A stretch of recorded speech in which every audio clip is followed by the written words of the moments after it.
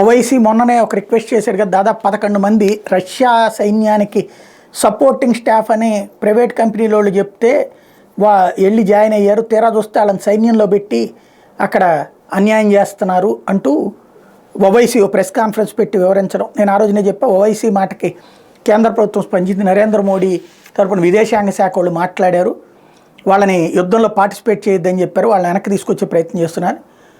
అలాంటి పెద్ద నిర్ణయాలు జరగాలంటే ప్రభుత్వం స్థాయిలో జరగాలి. మనకుండే రెప్యుటేషన్ మీద ఆధారపడింది. మోడీకి ఆ రెప్యుటేషన్ ఉంది రష్యా అధ్యక్షుడు పుతిన్తో. అందుకే వాళ్ళు వెనక్కి పంపించమని అడగగానే వెనక్కి పంపించేశారు. తాజాగా చూస్తే ఉక్రెయిన్ రష్యా యుద్ధంలో రష్యా సైన్యానికి సహాయకులుగా విధులు నిర్వర్తిస్తున్న భారతీయ యువకులు కొందరిని సురక్షితంగా తిరిగి పంపించేశారు. రష్యా ఆర్మీకి సపోర్ట్ స్టాఫ్గా చేరి సెక్యూరిటీ హెల్పర్లుగా విధుల్లో ఉన్న యువకులను వీలైన త్వరగా వెనక్కి పంపాలని భారత విదేశాంగ శాఖ డిమాండ్ చేసిన నేపథ్యంలో ఈ తాజా పరిణామం చోటు చేసుకుంది. భారత్ చేసిన విజ్ఞప్తి మేరకు కొందరిని రష్యా స్వదేశానికి పంపిందని భారత విదేశాంగ శాఖ సోమవారం ప్రకటించింది.